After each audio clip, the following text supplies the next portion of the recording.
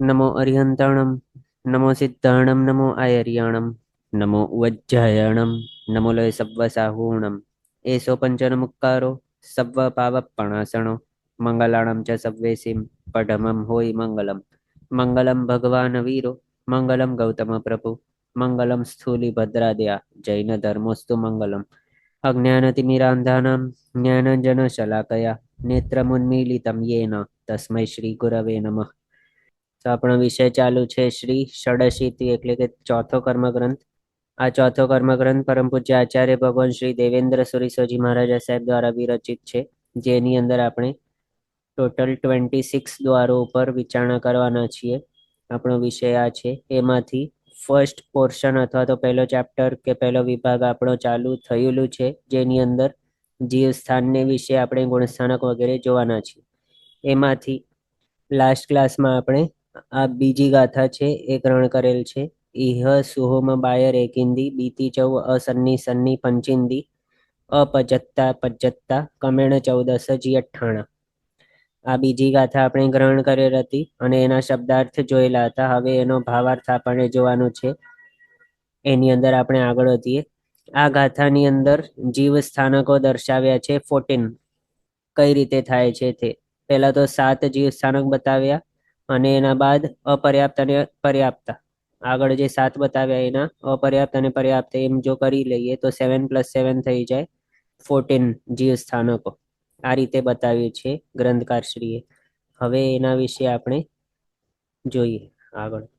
તો ગાથા મુજબ ગ્રંથકારશ્રીએ બતાવ્યું છે સૂક્ષ્મ એકેન્દ્રિય અને બાદર એકેન્દ્રિય। ઇહ એટલે અહીં, સુહુમ બાયર એગિંદી બી તી ચૌ અસન્ની સન્ની પંચિંદી આ રીતે બતાવ્યું છે। પછી અપજ્જતા પજ્જતા કમેણ 14 જી 98 આ રીતે 14 જીવ સ્થાનકો આપણને બતાવ્યા છે ગ્રંથકારશ્રીએ ગાથાની અંદર।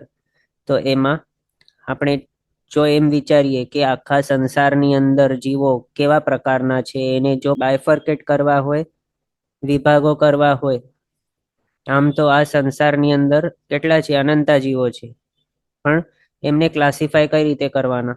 તો એના માટે શાસ્ત્રકાર ભગવંતોએ આ રીતે પણ ક્લાસિફાય કરેલ છે। આમ તો જીવ વિચાર ગ્રંથની અંદર 563 ભેદો કહેલા છે જીવના।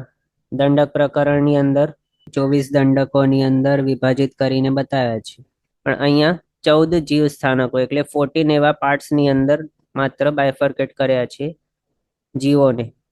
અનંતા જીવો જે છે સંસારના એ બધાને એમાં કઈ રીતે બાયફર્કેટ કર્યા છે? પહેલા તો એકેન્દ્રિય એટલે કેવા?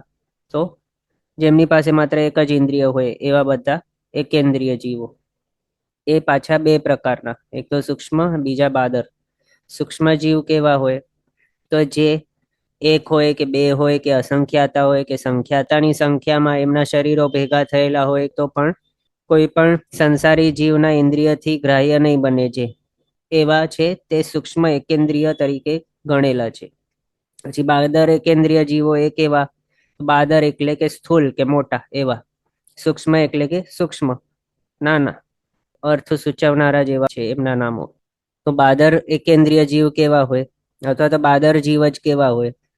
તો એવા જીવો કે જેમના શરીર એક હોય કે બે હોય કે અસંખ્યાતા હોય કે સંખ્યાતા હોય કે કેટલા પણ હોય, એ જે એવા શરીરો છે એ જ્યારે ભેગા મળે ત્યારે સંસારી જીવોના ઇન્દ્રિયથી ગ્રાહ્ય બની શકે એવા જીવોને બાદર જીવ કહેવાય છે। તો એકેન્દ્રિય જીવો બે પ્રકારના મળી આવે સંસારની અંદર। એક તો સૂક્ષ્મ એકેન્દ્રિય, જે કોઈ પણ ઇન્દ્રિયથી ગ્રાહ્ય હોય જ નહીં, ભલે કેટલાય સંખ્યાની અંદર એમના શરીરો હોય તો પણ। બીજા છે બાદર એકેન્દ્રિય, જે એક બે કે જેટલી પણ સંખ્યા હોય એમના અસંખ્યાતા શરીર પણ ભેગા થઈ જાય તો પણ સંસારી જીવોના ઇન્દ્રિય ગ્રાહ્ય બની જાય એવા એમના બે ભેદ થઈ જાય છે એકેન્દ્રિય જીવોના। પછી આગળના જે છે બે ઇન્દ્રિય, તેન્દ્રિય, ચૌરેન્દ્રિય, પંચેન્દ્રિય એ બધા કેવા છે? બાદર હોય છે। એટલે બે ભેદ સૂક્ષ્મ અને બાદર માત્ર એકેન્દ્રિયમાં હોય છે, પણ બાકી બે ઇન્દ્રિય, તેન્દ્રિય, ચૌરેન્દ્રિય, પંચેન્દ્રિય બધા કેવા? બાદર જ હોય છે। એમાંથી પહેલા તો આ એકેન્દ્રિય જીવોની પાસે સ્પર્શેન્દ્રિય એક જ હોય છે ઇન્દ્રિય। બે ઇન્દ્રિય પાસે સ્પર્શેન્દ્રિય સાથે રસનેન્દ્રિય પણ હોય। તેન્દ્રિય પાસે સ્પર્શેન્દ્રિય, રસનેન્દ્રિય સાથે ઘ્રાણેન્દ્રિય. ચૌરેન્દ્રિય પાસે 4 ઇન્દ્રિય: સ્પર્શેન્દ્રિય, રસનેન્દ્રિય, ઘ્રાણેન્દ્રિય ને ચક્ષુરેન્દ્રિય, ચોથી ઇન્દ્રિય.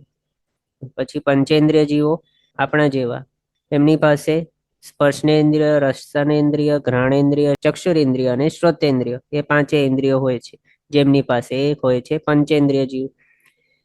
હવે એ પંચેન્દ્રિય જીવોની અંદર પાછા 2 પ્રકાર મળી આવે, એક તો અસંગની, બીજા સંગની.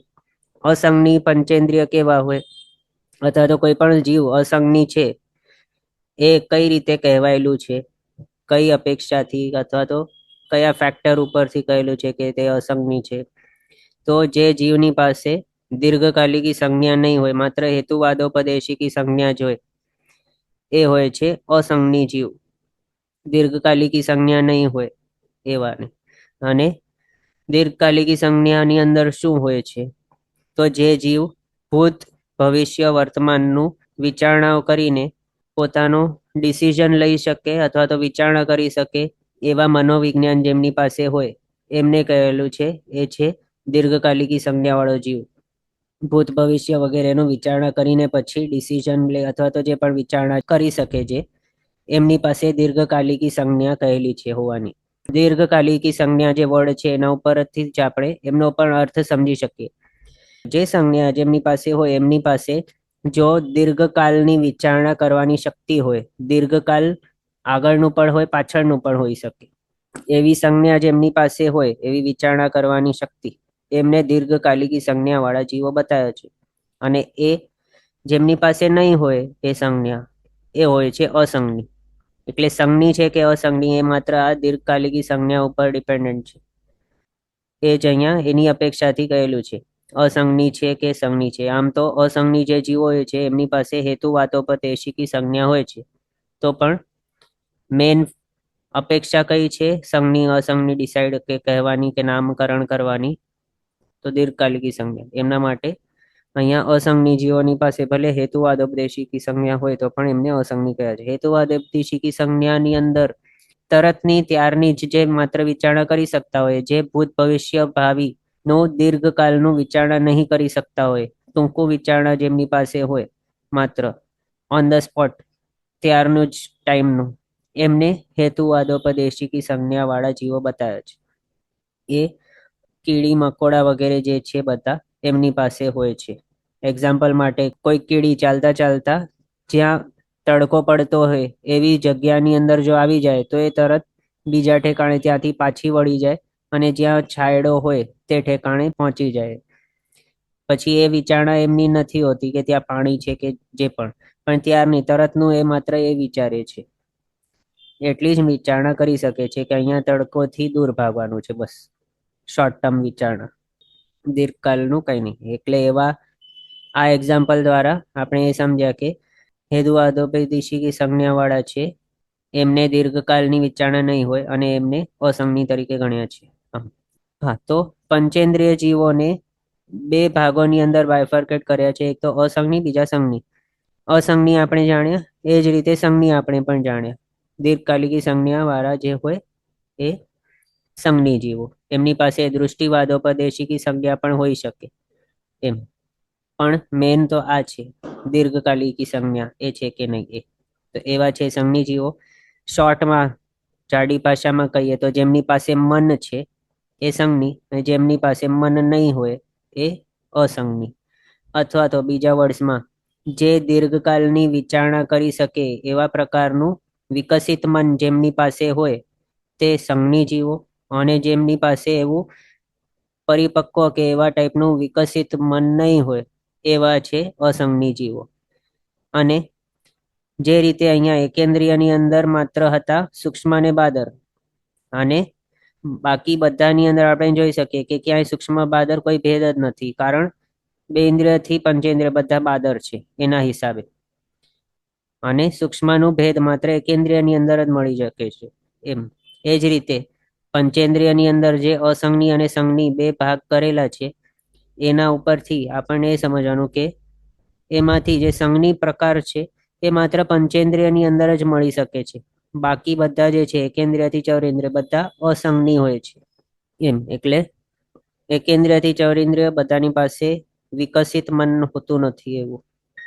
માત્ર પંચેન્દ્રિયની પાસે જ સંજ્ઞીપણાના જે હોય છે એમની પાસે જ એવો પરિપક્વ અને વિકસિત મન હોઈ શકે છે અને હોય છે. એવું આપણે જાણ્યું. હવે આગળ એ બધાના ભેદ બતાવ્યા, અપર્યાપ્તા અને પર્યાપ્તા. તો જે જીવો પોતાના સ્વયોગ્ય પર્યાપ્તિઓ પૂરી કર્યા વગર મૃત્યુ પામતા હોય, અથવા તો સ્વયોગ્ય પર્યાપ્તિઓ જે પૂરી નહીં કરી શકતા હોય, એનાથી પહેલા જે જેમનું મૃત્યુ થઈ જાય એવા જીવોને અપર્યાપ્તા જીવો બતાવ્યા. અને જે જીવો પોતાના સ્વયોગ્ય પર્યાપ્તિઓ પૂરી કરીને પછી મૃત્યુ પામતા હોય, અથવા તો મૃત્યુ પામતા પહેલા પોતાની સ્વયોગ્ય પર્યાપ્તિઓ જેઓ પૂર્ણ કરી શકતા હોય એમને પર્યાપ્તા જીવો બતાવ્યા. તો એ પ્રકાર બધા જ ની અંદર મળી આવે. ભલે તે સૂક્ષ્મ એકેન્દ્રિય હોય એ પણ અપર્યાપ્ત પર્યાપ્ત હોય, બાદર એકેન્દ્રિય પણ અપર્યાપ્ત અને પર્યાપ્ત, બે ઇન્દ્રિય પણ અપર્યાપ્ત અને પર્યાપ્ત. એ જ રીતે તે ઇન્દ્રિય ચૌરેન્દ્રિય પંચેન્દ્રિયની અંદર જોઈએ તો અસંગની પંચેન્દ્રિય પણ અપર્યાપ્ત અને પર્યાપ્ત, સંજ્ઞી પંચેન્દ્રિય પણ અપર્યાપ્ત અને પર્યાપ્ત. આ રીતે ટોટલ આમ જો કાઉન્ટ કરવા બેસીએ આપણે તો એક ભેદ થાય છે આ સૂક્ષ્મ એકેન્દ્રિયનો ફર્સ્ટ, બીજો બાદર એકેન્દ્રિય, ત્રીજો બેઇન્દ્રિય, ચોથો તેઇન્દ્રિય, પાંચમો ચૌરેન્દ્રિય, છઠ્ઠો અસંજ્ઞી પંચેન્દ્રિય ને સાતમો સંજ્ઞી પંચેન્દ્રિય. આ 7 થયા ભેદ. એ બધાના અપર્યાપ્ત અને પર્યાપ્ત એ આપણે ગણી લઈએ તો 7 × 2 થઈ જાય 14 જીવ સ્થાનકો. આ રીતે સંસારી જીવોને ટોટલ 14 જીવ સ્થાનકની અંદર શાસ્ત્રકાર ભગવંતોએ બાયફર્કેટ કરીને બતાવ્યા છે, એમ આપણે સમજ્યા. હવે અહીંયા 14 જીવભેદ આપણે સમજ્યા. હવે પૃથ્વીકાય આદિ જે જીવો છે એ આપણે ભણી ગયા છીએ. પૃથ્વીકાયની અંદર શું શું આવે? સ્ફટિક, મણિ, રત્ન, પરવાળો, હિંગળો, ખડતાલ, મણસીલ, પારો, સોનું વગેરે ધાતુઓ, ખડી, રમચી, અણેટો, પારેવો, અબરખ, તેજંતુરી, ખારો, માટી અને પથ્થરોની અનેક જાતો, સુરમો, મીઠું, ક્રૂડ ઓઇલ વગેરે પૃથ્વીકાયના અનેક ભેદો છે. પછી અપકાયની અંદર ભૂમિનું પાણી, આકાશનું પાણી, ઝાકળ, બરફ, કરા, લીલી વનસ્પતિ ઉપર ફૂટી નીકળતું પાણી, ધુમ્મસ, ઘનોદધિ વગેરે અપકાયના ભેદો આવી ગયા. પછી તેવકાયની અંદર અંગારા, ઝાડ, તણખા, ઉલ્કા, આકાશમાં દેખાતા અગ્નિના પાટા, આકાશી, તણખા, કણિયા, વીજળી, ઇલેક્ટ્રિસિટી વગેરે અગ્નિકાયના ભેદો સમજ્યા. પછી વાયુકાયની અંદર ઉદ્ભ્રામક વાયુ, ઉત્કાલિક વાયુ એટલે ઊંચે ભમતો નીચે ભમતો વાયુ, વંટોળિયો, મોટો વાયુ, ગુંજારો કરતો વાયુ, ઘનવાત, તનવાત વગેરે બધા વાયુકાયના ભેદો થઈ ગયા. પછી વનસ્પતિકાયની અંદર સાધારણ વનસ્પતિકાય અને પ્રત્યેક વનસ્પતિકાય એ બધા આવી જાય છે. વનસ્પતિ રૂપે જે જીવતા હોય એવા. એમાં પ્રત્યેક વનસ્પતિકાયની અંદર એક શરીરની અંદર માત્ર એક જ જીવ હોય એ પ્રત્યેક વનસ્પતિકાય. જેના એક શરીરની અંદર અનંતા જીવો છે એ સાધારણ વનસ્પતિકાય. સાધારણ ઉપરથી આપણે સમજી શકીએ, સાધારણ એટલે કેવો? જનરલ, કોમન રૂમ જેમને મળેલું હોય એઝ અ હોમ, અથવા તો જેમના શરીર રૂપી ઘર કોમન હોય, બીજા આત્માઓને સાથે શેર જેમને કરવાનું હોય એવા સાધારણ વનસ્પતિકાય કયા છે. અને સાધારણ વાળો ભેદ છે માત્ર આ વનસ્પતિકાયની અંદર જ મળી આવે છે. બાકી બીજા કોઈ પણ છે પૃથ્વીકાય, અપકાય, તેવકાય, વાવુકાય, કોઈની અંદર પણ સાધારણ નામનો ભેદ નહીં આવે. બે ઇન્દ્રિય, તેઇન્દ્રિય, ચૌરેન્દ્રિય, પંચેન્દ્રિય બધાની અંદર પણ સાધારણ નહીં આવે. એ બધા પ્રત્યેક જ છે. એમ માત્ર વનસ્પતિકાયની અંદર જ સાધારણ અને પ્રત્યેક બે ભેદ આવે છે. સાધારણ વનસ્પતિકાયની અંદર બટાટા, નિગોદ, કાંદા વગેરે એ બધું આવી જાય છે. એ થઈ ગયા બધા એકેન્દ્રિય વાળા જીવો, જેને માત્ર સ્પર્શનેન્દ્રિય હોય છે ઇન્દ્રિય તરીકે.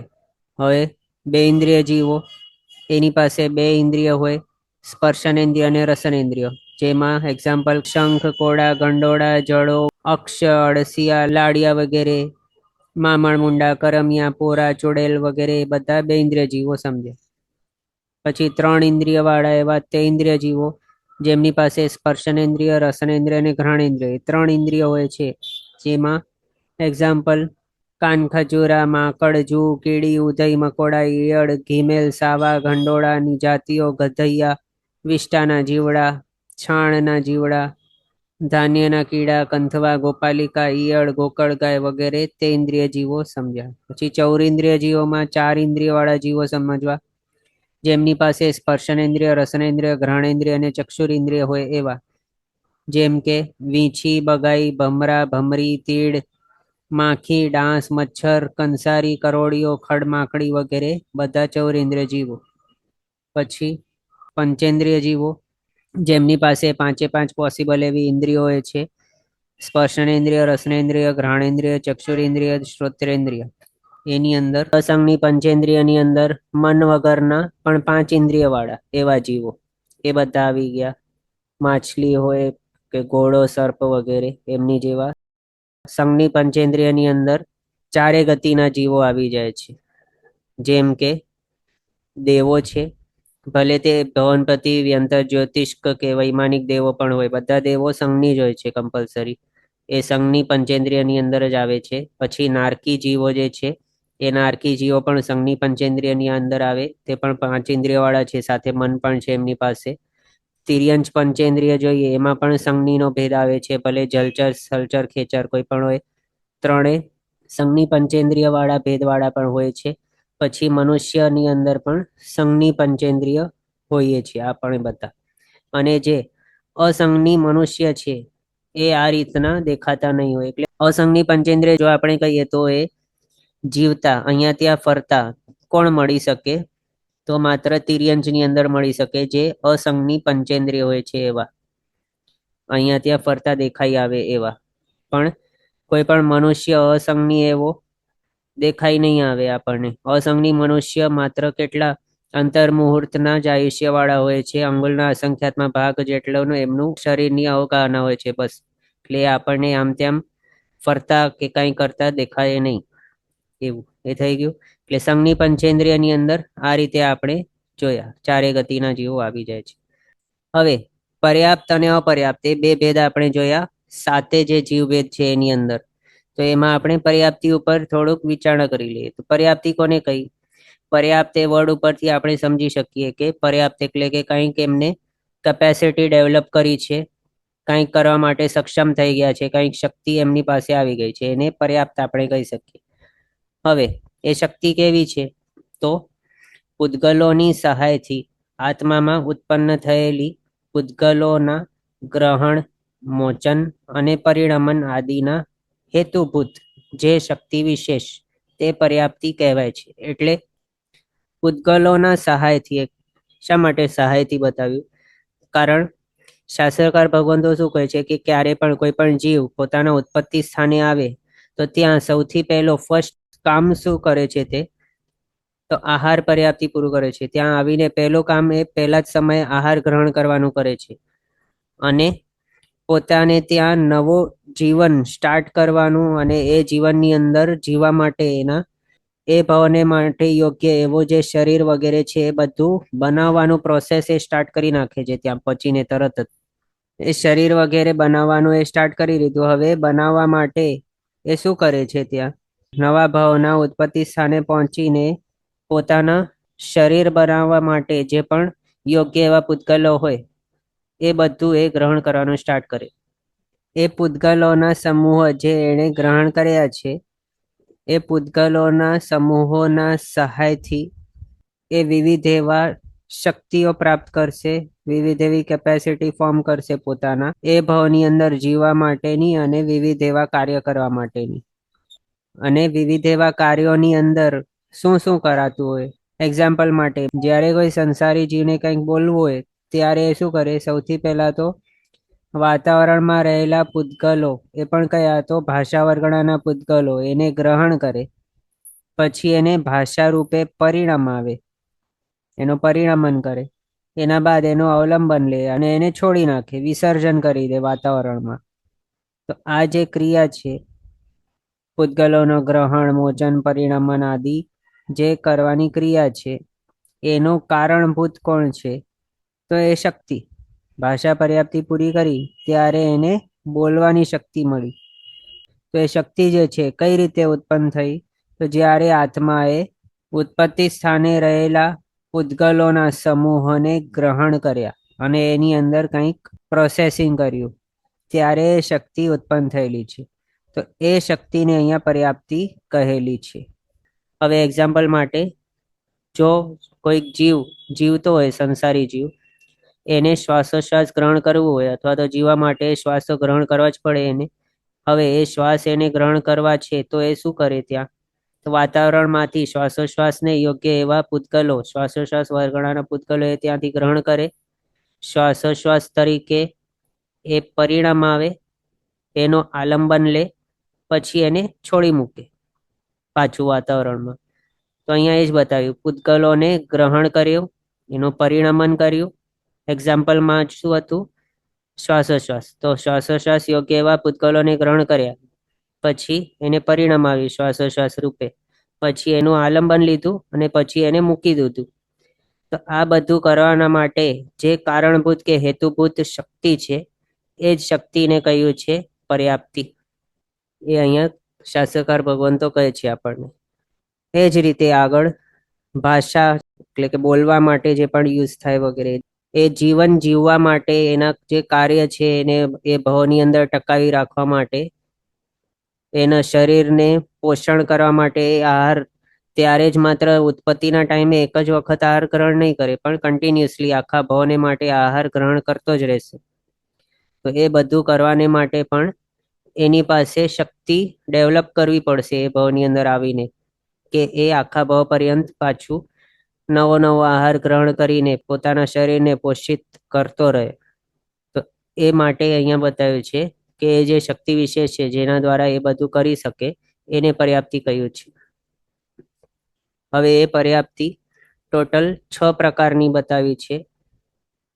એમાંથી સૌથી પહેલી છે આહાર પર્યાપ્તિ.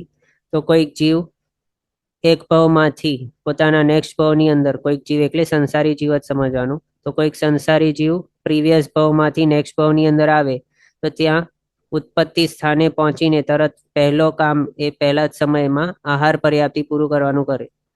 એટલે હવે એ જ્યારે આહાર પર્યાપ્તિ પૂરી કરી નાખી એણે, એનો મિનિંગ શું કે ત્યાં ઉત્પત્તિના સ્થાને આવીને એના એ ભવને યોગ્ય એવા જે આહાર યોગ્ય પૂતગલ હતા ત્યાં એ ઉત્પત્તિ સ્થાનમાં, એને એણે ગ્રહણ કર્યા. પછી એને ખલ અને રસ રૂપે પરિણામ આવ્યા. એમાંથી ખલ એટલે શું? જે યુઝફુલ નહીં હોય પાછું મૂકી દેવાનું હોય એવું. અને રસ એટલે જે યોગ્ય હોય, જે કામમાં આવે એવી વસ્તુ, એ છે રસ. કામમાં આવે એટલે આગળની જે પણ એની પર્યાપ્તિઓ વગેરે છે એ બધું, અથવા તો જ્યારે એ ડેવલપ થઈ જાય આખું ત્યારના ટાઈમની માટે જો વિચારીએ તો એમના શરીરને પોષણ કરવા માટે જે યોગ્ય એવા પૂતગલો છે એને રસ તરીકે કહેવાય, અને જે એને યુઝફુલ નથી એ થઈ ગયું ખલ. આપણા જેવાને માટે એક્ઝામ્પલ માટે ખલ એટલે મલમૂત્ર વગેરે જે યુઝફુલ નથી, આપણે જે વિસર્જિત કરતા હોઈએ છીએ એ મલ. અને રસ એટલે કે જે આપણા શરીરની અંદર એબ્ઝોર્પ્શન ને એડઝોર્પ્શન દ્વારા લોહી વગેરે બનાવવા માટે યુઝફુલ થાય છે, એ રસ. એટલે શોર્ટમાં અહીંયા શું થયું? આહાર પર્યાપ્તિનું મિનિંગ એ કે જે પર્યાપ્તિ દ્વારા જીવ આહાર યોગ્ય એવા પૂતગલને ગ્રહણ કરીને ખલ અને રસમાં પરિણામ આવે, એ થઈ છે આહાર પર્યાપ્તિ. અને એ આહાર પર્યાપ્તિ ઉત્પત્તિ સ્થાને પહોંચીને તરત જ પહેલા સમયે પૂરી કરી નાખે છે. પછી નેક્સ્ટ છે શરીર પર્યાપ્તિ. તો શરીર પર્યાપ્તિ દ્વારા શું થાય છે? તો શરીર પર્યાપ્તિની અંદર એ જીવ જે શરીરને યોગ્ય પૂતગલો છે, એટલે કે અહીંયા જે આહાર પર્યાપ્તિ દ્વારા રસ તરીકે અને ખલ તરીકે કન્વર્ટ કર્યા હતા, એમાંથી જે રસ રૂપે હતું પૂતગલ, એ રસ રૂપે પરિણમેલા એવા જે આહાર હતો એને આગળ વધીને જો એ ઔદારિક શરીર બનાવતો હોય તો એને રસ, લોહી, મજ્જા, ચરબી, હાડકા, મજ્જા, મજ્જા એટલે કે બોન મેરો, એને વીર્ય, એ 7 ધાતુમાં એવા ઔદારિક શરીર રૂપે જે બનાવે જે શક્તિ દ્વારા, એ શક્તિને શરીર પર્યાપ્તિ બતાવી.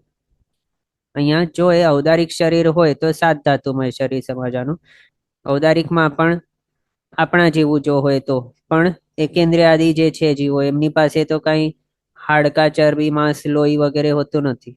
તો એમના જેવા પ્રકારના શરીરના પૂતગલો હોય, શરીર રચના જેવી હોય એની, એવા પ્રકારની ફોર્મ કરવા માટે જે રસના પૂતગલો યુઝ કરીને જે કરે શરીરનું બનાવવું, એને શરીર પર્યાપ્તિ સમજવાની. એ જ રીતે વૈક્રિય શરીરની વિશે જો વાત કરતા હોઈએ તો એની અંદર પણ કંઈ લોહી માંસ વગેરે હોતા નથી. તો એના શરીરના યોગ્ય અથવા તો એના શરીરને બનાવવા માટે જેવા પ્રકારના યુઝફુલ જે હોય છે પૂતગલો, એ રૂપે જે શક્તિથી એ જીવ એ રસ રૂપે પરિણમેલા આહારને પોતાના ભાવને યોગ્ય એ વૈક્રિય શરીરને યોગ્ય એવા એ ભાવને યોગ્ય એ શરીરને રૂપે પરિણામ આવે તે શક્તિને અહીંયા શરીર પર્યાપ્તિ સમજવાની. એમ પછી ઇન્દ્રિય પર્યાપ્તિ એટલે જે શક્તિથી જીવ શરીર રૂપે પરિણમેલા પૂતગલોમાંથી ઇન્દ્રિયને યોગ્ય એવા પૂતગલોને ગ્રહણ કરીને એના ભાવની માટે જેવો પણ એને ભાવ મળ્યો હોય, એકેન્દ્રિય હોય કે બે ઇન્દ્રિય, ત્રિન્દ્રિય, ચૌરિન્દ્રિય, જેટલી પણ ઇન્દ્રિય એમને એ ભાવને માટે મળવાની હોય એટલા નંબરની ઇન્દ્રિયો એ ફોર્મ કરે કે બનાવે જે શક્તિથી, એને ઇન્દ્રિય પર્યાપ્તિ બતાવ્યું. પછી શ્વાસોચ્છ્વાસ પર્યાપ્તિ, જે શક્તિથી જીવ શ્વાસોશ્વાસને યોગ્ય એવા પૂતગલોને ગ્રહણ કરીને શ્વાસોશ્વાસ રૂપે પરિણામ આવીને એનું અવલંબન લઈને છોડી મૂકે, વાતાવરણની અંદર પાછું વિસર્જન કરી નાખે, એ શક્તિને શ્વાસોશ્વાસ પર્યાપ્તિ બતાવી.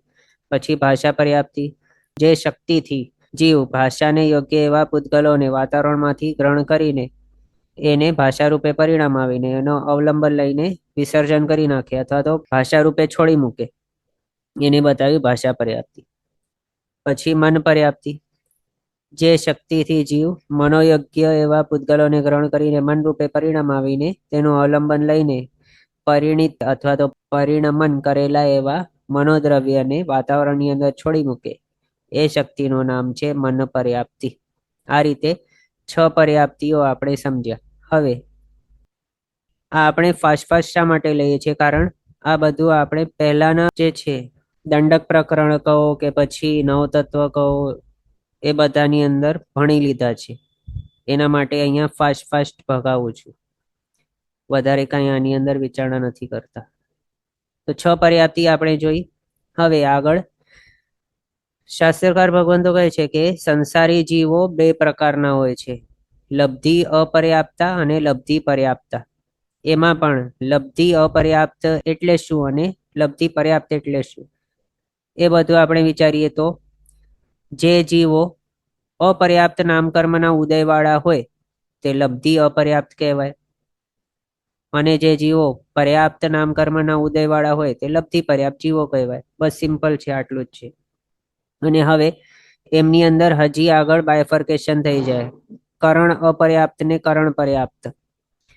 કરણ અપર્યાપ્તનું મિનિંગ શું થાય? તો જેમનું પર્યાપ્તિ પૂરું કરવાનું પ્રોસેસ હજી પૂરું નથી થયો એવાને કરણ અપર્યાપ્ત કયા. અને કરણ પર્યાપ્ત કોને કયા છે? તો જે જીવોનો સ્વયોગ્ય પર્યાપ્તિ પૂરું કરવાનું પ્રોસેસ પૂરું થઈ ગયું છે તે છે કરણ પર્યાપ્તા એવા. તો હવે પહેલા તો આપણે સમજ્યા કે કરણ અપર્યાપ્ત ને કરણ પર્યાપ્તનું મિનિંગ શું છે. કરંટ એની સિચ્યુએશન કેવી છે, એ પર્યાપ્તો છે કે નહીં, એટલે પોતાની સ્વયોગ્ય પર્યાપ્તિઓ પૂરી કરી છે કે નહીં, એના ઉપરથી કહેવાય કે એ કરણ અપર્યાપ્તો છે કે કરણ પર્યાપ્તો છે. હવે જે જીવ પોતાના સ્વયોગ્ય પર્યાપ્તિઓ પૂરી કરવાનો નથી, જે અપર્યાપ્ત નામકર્મના ઉદયવાળો છે, લબ્ધિ અપર્યાપ્તો છે, એ તો સ્વયોગ્ય પર્યાપ્તિઓ પૂરી કરવાનો જ નથી, એટલે એ કરણ અપર્યાપ્તો જ રહેશે, એ કાંઈ કરણ પર્યાપ્તો બનવાનો જ નથી. એટલે એના હિસાબે લબ્ધિ અપર્યાપ્તા જીવો માત્ર કરણ અપર્યાપ્તા જ હોય, એની અંદર કરણ પર્યાપ્તા વાળો ભેદ પોસિબલ જ નથી. પછી લબ્ધિ પર્યાપ્તાની અંદર 2 ભેદ આવી જાય. કરણ અપર્યાપ્ત, જ્યારે એ જીવ પોતાના સ્વયોગ્ય પર્યાપ્તિ હજી પૂરી નહીં કરી હોય ત્યારના ટાઈમે એ જીવને કરણ અપર્યાપ્ત કહેવાય. અને જે જીવ એ જ જીવ અથવા તો કોઈ પણ જીવ પોતાને સ્વયોગ્ય પર્યાપ્તિ પૂરી કરી નાખી હોય ત્યારે એને કરણ પર્યાપ્તો કહેવાય. એની પર્યાપ્તિ પૂરી કરવાની પ્રોસેસ ઉપર ડિપેન્ડન્ટ છે કે તે ક્યાં સુધી પહોંચ્યો છે. પૂરી કરી દીધી હોય તો કરણ પર્યાપ્તો, પૂરી નહીં કરી હોય હજી સુધી તો કરણ અપર્યાપ્તો. આમ હવે આગળ જોઈએ તો પર્યાપ્તિ પૂરી કરવાનો કાળ મનુષ્ય અને તિર્યંશ માટે એટલે કે ઔદારિક શરીર જો એમનું હોય એમના માટે આવા પ્રકારનું, અને વૈક્રિય શરીરને માટે આવા પ્રકારનું, અથવા તો આહારક શરીર હોય એમની માટે પણ આવું જ સેમ દેવનાર્કોને માટે જે બતાવ્યું એવું સેમ આહારક શરીરને માટે પણ લાગુ પડે છે. તો જો મનુષ્ય કે તિર્યંશ હોય એટલે ઔદારિક શરીર હોય તો એ આહાર પર્યાપ્તિ એની ઉત્પત્તિના પહેલા સમયે પૂરી થઈ જાય, પછી શરીર પર્યાપ્તિ, એના બાદ એક અંતર્મુહૂર્ત પૂરું થાય ત્યારે પૂરી થાય. એટલે કે ઉત્પન્ન થયો એની સાથે છ પર્યાપ્તિઓ પૂરી કરવાનું પ્રોસેસ એનું તો ચાલુ થઈ ગયું, પણ એનામાંથી આહાર પર્યાપ્તિ પહેલા સમય પૂરી થઈ ગઈ. પછી આગળ વધીને શરીર પર્યાપ્તિ અંતર્મુહૂર્ત પૂરી થઈ છતે એ પૂરી થશે. પછી આગળ જઈને અંતર્મુહૂર્ત બીજો પૂરું થશે ત્યારે ઇન્દ્રિય પર્યાપ્તિ પૂરી થશે. ત્યાર પછી એક અંતર્મુહૂર્તે શ્વાસોશ્વાસ પર્યાપ્તિ પૂરી થશે. ત્યાર પછી એક અંતર્મુહૂર્તે ભાષા પર્યાપ્તિ પૂરી થશે. એના બાદ એક અંતર્મુહૂર્તે મન પર્યાપ્તિ પૂરી થશે. એમ આ બધી પર્યાપ્તિઓ પૂરું થવાનું ટોટલ કાળ અહીંયા આપણે જો આ બધા એડ કરી લઈએ તો કેટલું થઈ જાય? એક સમય પહેલો અને 5 અહીંયા જે છે બાકીની 5 પર્યાપ્તિઓ એમના માટે એક એક અંતર્મુહૂર્ત અહીંયા એડ કરી લઈએ તો કેટલું? 5 અંતર્મુહૂર્ત પ્લસ એક સમય, એમ આપણને થાય. પણ અહીંયા 5 અંતર્મુહૂર્ત કર્યા તે પણ બધા કેવા છે? ઘણા નાના હોય છે. એટલે એ બધાને ભેગા પણ કરી લઈએ તો ટોટલ કાળ કેટલું થઈ જાય? એક અંતર્મુહૂર્ત જ થાય છે. એટલે 5 અંતર્મુહૂર્ત અથવા તો 5 મુહૂર્ત કે આવું બધું નહીં થાય, પણ એક અંતર્મુહૂર્તની અંદર જ આખી 6 પર્યાપ્તિ જે પૂરી કરવાનું હોય એમની બધી પર્યાપ્તિઓ પૂરી થઈ જાય એક અંતર્મુહૂર્તની અંદર મેક્સિમમ. એનાથી વધારે જરાય ટાઈમ નહીં લાગે.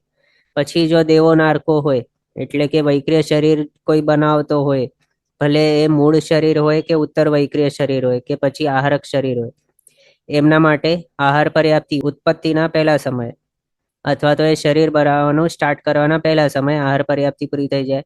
પછી શરીર પર્યાપ્તિ, એના બાદ એક અંતર્મુહૂર્તે પૂરી થાય. એના બાદ ત્રીજી ઇન્દ્રિય પર્યાપ્તિ એક સમયે, એટલે કે અહીંયા શરીર પર્યાપ્તિ પૂરી કરી નાખી, એના બાદ એક સમય માત્ર લાગે ઇન્દ્રિય પર્યાપ્તિ પૂરી કરવા. ત્યાર પછી એક જ સમયે શ્વાસોશ્વાસ પર્યાપ્તિ પૂરી થાય. ત્યાર પછી એક સમયે ભાષા પર્યાપ્તિ પૂરી થાય. એના બાદ એક સમય મન પર્યાપ્તિ પૂરી થઈ જાય. આ બધી પર્યાપ્તિઓ પૂરી થવાનું ટોટલ કાળ કેટલું? તો એક સમય પ્લસ એક અંતર્મુહૂર્ત પ્લસ આ 4 સમયો, એટલે ટોટલ 5 સમય ને એક અંતર્મુહૂર્ત. આ બધાને પણ એડ કરી લઈએ તો અહીંયા શું બતાવ્યું? આ અંતર્મુહૂર્ત એટલું હોય છે કે એમાં 5 સમય એડ કરી લઈએ તો પણ એક અંતર્મુહૂર્ત જ રહે છે. એટલે ટોટલ કાળ આમનું પણ કેટલું છે? તો અંતર્મુહૂર્ત જ છે. આમ આ રીતે આપણે સમજ્યા પર્યાપ્તિ પૂરી કરવાનો કાળ, કયા શરીરને કેટલું ટાઈમ લાગે છે સ્વયોગ્ય પર્યાપ્તિઓ પૂરી કરવા માટે. એ હવે કઈ પર્યાપ્તિથી કયા પ્રાણની પ્રાપ્તિ થાય? એટલે પર્યાપ્તિ એટલે આપણે જોઈ શક્તિ, કંઈક કાર્ય કરવાની શક્તિ.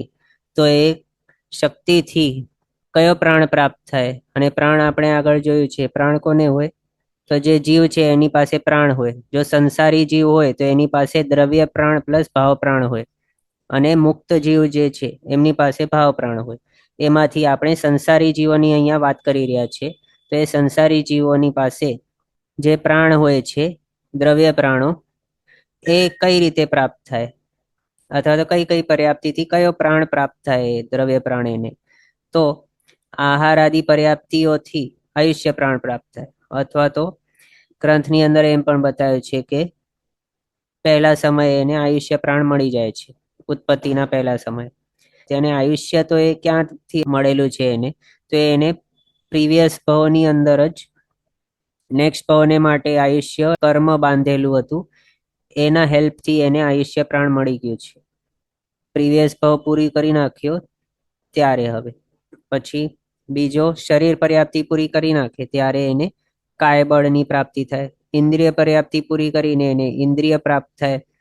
હવે ઇન્દ્રિય પર્યાપ્તિ એને પૂરી કરી તો જો એ એકેન્દ્રિય હોય તો એની પાસે સ્પર્શેન્દ્રિય પ્રાપ્ત થાય. જો 2 ઇન્દ્રિય જીવ પોતાની સહયોગ્ય ઇન્દ્રિય પર્યાપ્તિ પૂરી કરે તો પછી એને 2 ઇન્દ્રિયની પ્રાપ્તિ થાય, એટલે કે સ્પર્શેન્દ્રિય અને રસનેન્દ્રિય. એ જ રીતે જો ચૌરેન્દ્રિય હોય તો એને 4 ઇન્દ્રિયોની પ્રાપ્તિ થાય. તે ઇન્દ્રિયને 3 ઇન્દ્રિય પ્રાણની પ્રાપ્તિ થાય, અને પંચેન્દ્રિય હોય તો 5 ઇન્દ્રિય પ્રાણોની પ્રાપ્તિ થાય એને. એમ પછી શ્વાસોચ્છ્વાસ પર્યાપ્તિ પૂરી કરીને એને શ્વાસોચ્છ્વાસ નામક પ્રાણનું પ્રાપ્તિ થાય. ભાષા પર્યાપ્તિ પૂરી કરીને વચન બળનું પ્રાપ્તિ થાય, અને મન પર્યાપ્તિ પૂરી કરીને એને મનોબળની પ્રાપ્તિ થાય છે. આ રીતે આપણે સમજ્યા કઈ પર્યાપ્તિથી કયા પ્રાણની પ્રાપ્તિ થાય તે. હવે પેલા જોઈએ, એકેન્દ્રિય કોઈ છે તો એકેન્દ્રિયને ભાવના પ્રથમ સમયે આયુષ્ય પ્રાણની પ્રાપ્તિ થઈ જાય છે ગ્રંથના હિસાબે.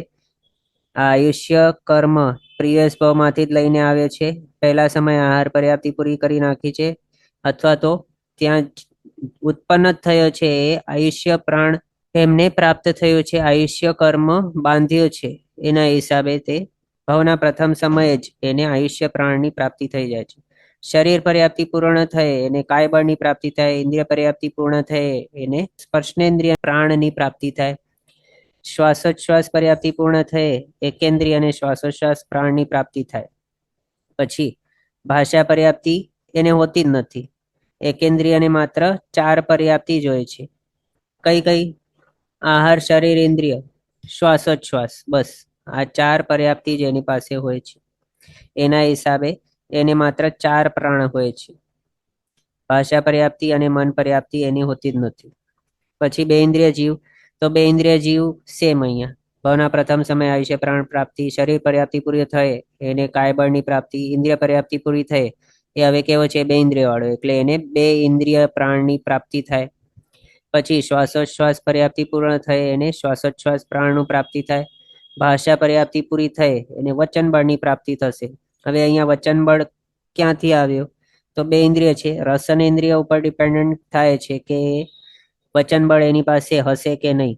હવે એ રસનેન્દ્રિય વાળો છે, 2 ઇન્દ્રિય છે, એટલે એની પાસે ભાષા પર્યાપ્તિ રૂપી શક્તિ પ્રાપ્ત થઈ શકે એના ભાવના હિસાબે, અને એ શક્તિ દ્વારા એ વચન બળ રૂપી દ્રવ્ય પ્રાણની ફોર્મેશન કરી શકશે અથવા એની પ્રાપ્તિ કરી શકશે. એમ તો જ્યારે એ ભાષા પર્યાપ્તિ પૂરી કરશે ત્યારે એને વચન બળ પ્રાપ્ત થશે. એ કેવા છે? એકેન્દ્રિય થી ચૌરેન્દ્રિય અને અસંગની પંચેન્દ્રિય બધા મન વગરના છે, એટલે એમની પાસે મન પર્યાપ્તિ હોતી જ નથી.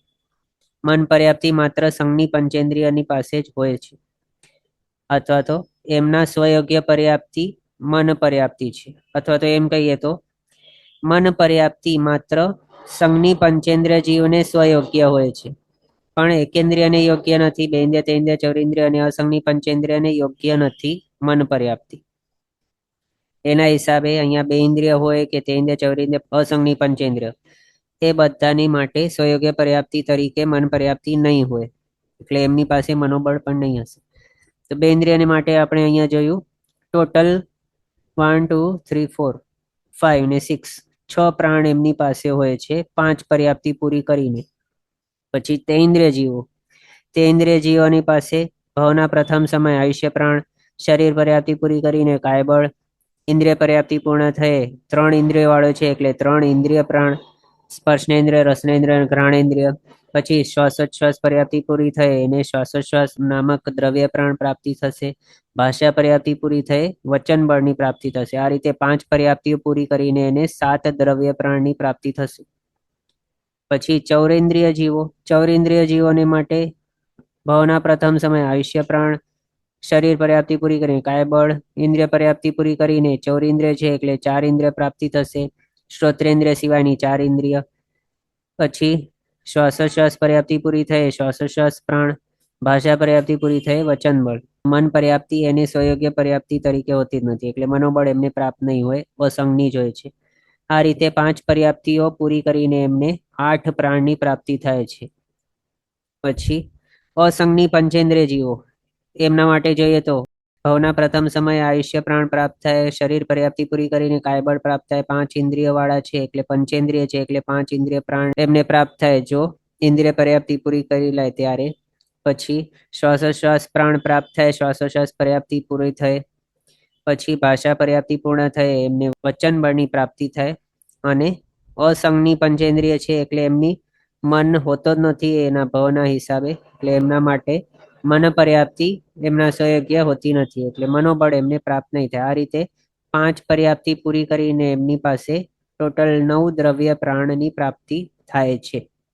એના બાદ જોઈએ તો સંગની પંચેન્દ્રિય જીવો, અસંગની પંચેન્દ્રિય આપણા જેવા જીવો, એમને ભાવના પ્રથમ સમયે આયુષ્ય પ્રાણની પ્રાપ્તિ થાય, શરીર પર્યાપ્તિ પૂર્ણ થયે કાયબળની પ્રાપ્તિ થાય, ઇન્દ્રિય પર્યાપ્તિ પૂર્ણ થયે કેવા છે આ સંગી પંચેન્દ્રિય છે એટલે 5 ઇન્દ્રિય પ્રાણની પ્રાપ્તિ થાય. પછી શ્વાસોચ્છ્વાસ પર્યાપ્તિ પૂર્ણ થયે એમને શ્વાસોચ્છ્વાસ પ્રાણની પ્રાપ્તિ થાય, ભાષા પર્યાપ્તિ પૂર્ણ થયે એમને વચન બળની પ્રાપ્તિ થાય. સંગની છે એટલે મન પર્યાપ્તિ એમની સ્વયોગ્ય હોય અને એ જ્યારે પૂરી કરી નાખે ત્યારે એમને મનોબળની પ્રાપ્તિ થાય.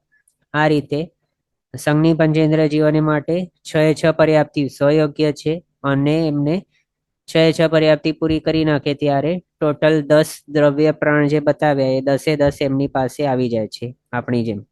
આ રીતે આપણે જોયું કયા જીવોના સ્વયોગ્ય પર્યાપ્તિઓ કેટલી હોય છે અને એ પૂરી કરીને એમને કેટલા પ્રાણોની પ્રાપ્તિ થાય છે એ. હવે નેક્સ્ટ ગાથા ગ્રહણ કરવાની છે. બીજી ગાથા છે આ આપણે જોઈ લીધી આખી ગાથા ગ્રહણ કરીને એના શબ્દાર્થ ભાવાર્થ વગેરે જોઈ લીધું.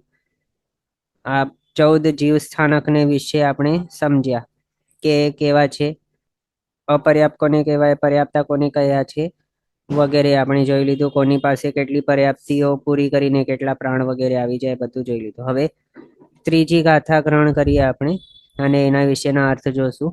હાથ જોડીને ગાથા ગ્રહણ કરશો.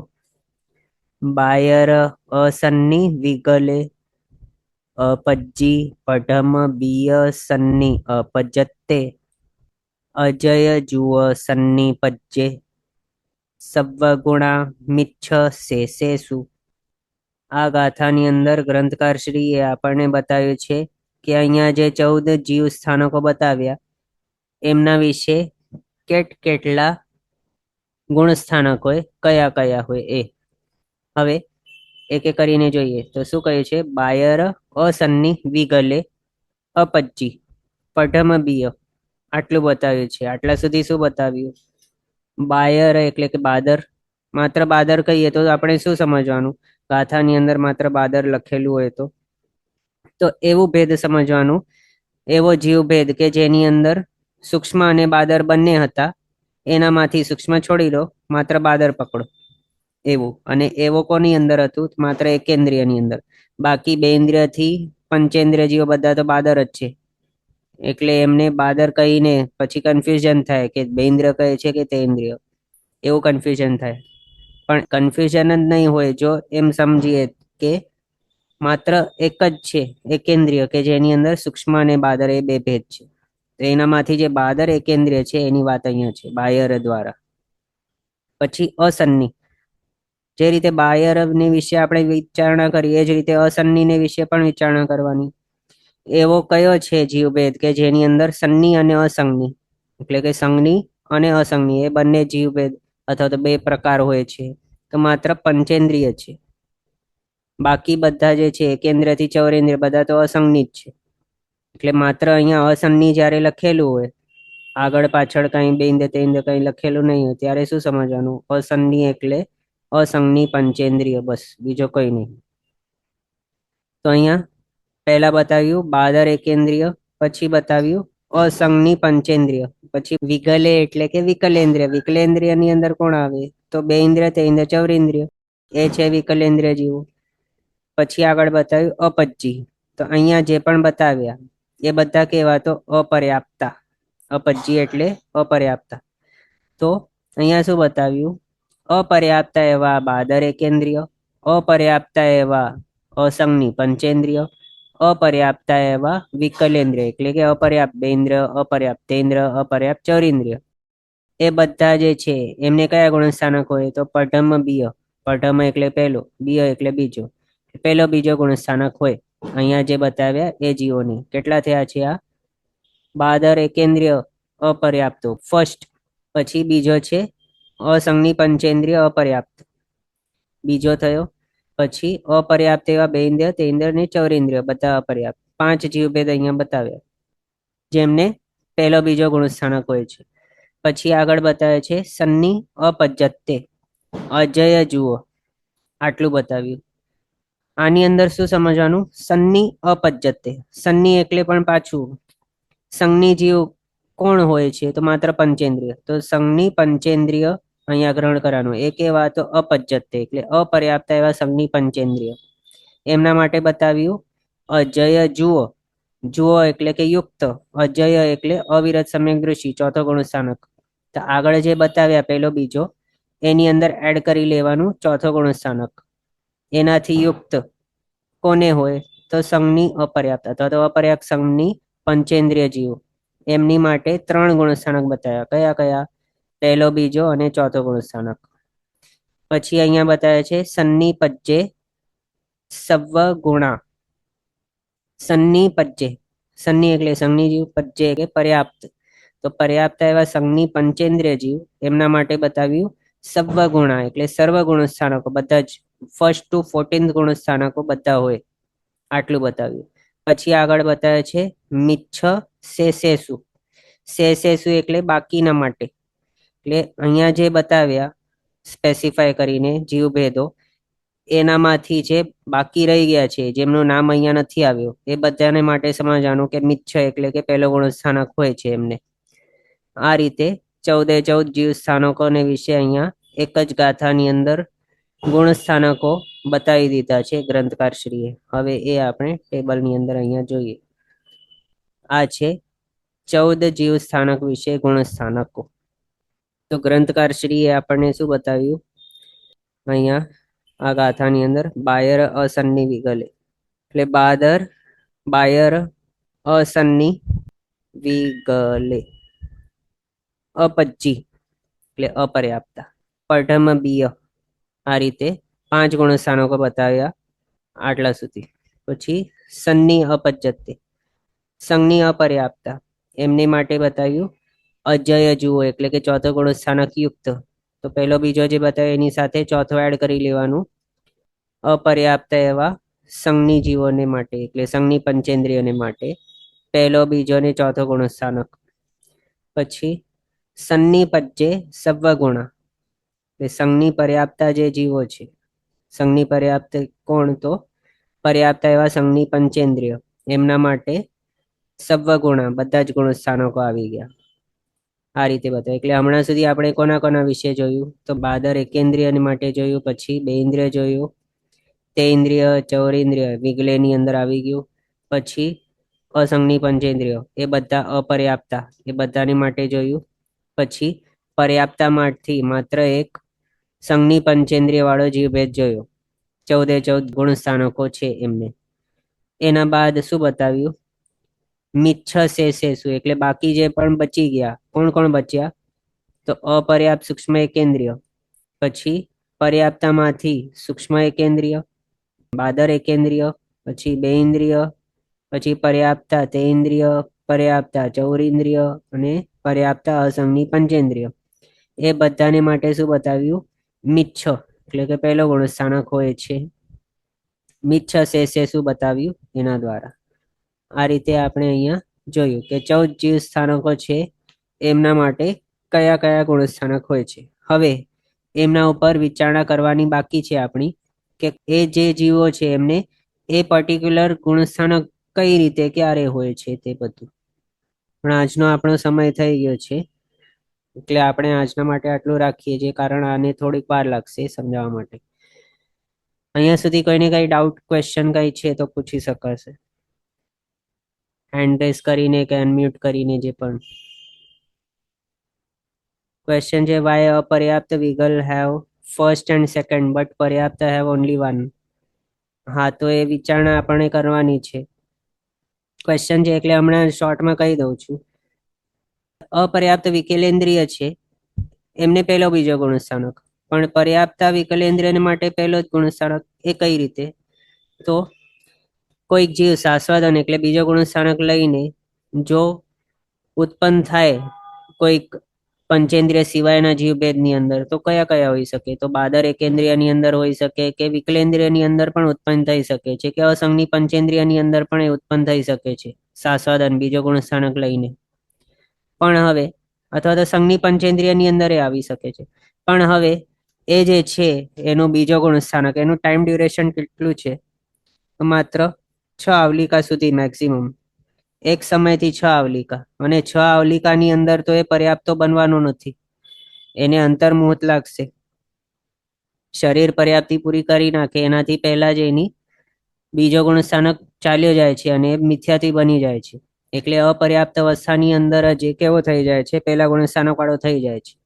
અને આગળ પર્યાપ્ત થયા બાદ એ ભાવની અંદર એવા અસંજ્ઞી જીવોને તો બીજો ગુણ સ્થાનક આવે નવો, નવેસરથી. એ પોસિબલ જ નથી, કારણ કે નવેસરથી બીજો ગુણ સ્થાનક કોને આવી શકે? તો માત્ર પર્યાપ્તા સંજ્ઞી જીવોને. અને એ પણ કઈ રીતે? તો તેઓ જ્યારે ઉપશમ સંકેતની પ્રાપ્તિ કરે ત્યાં ઉપશમ સંકેતના કાળની અંદર જો એને અનંતાનુબંધી કષાયનો ઉદય થઈ જાય તો પછી એ બીજા ગુણસ્થાનકે આવી જાય, સાસદન ગુણસ્થાનકે. એના સિવાય તો બીજો ગુણસ્થાનક નહીં આવે.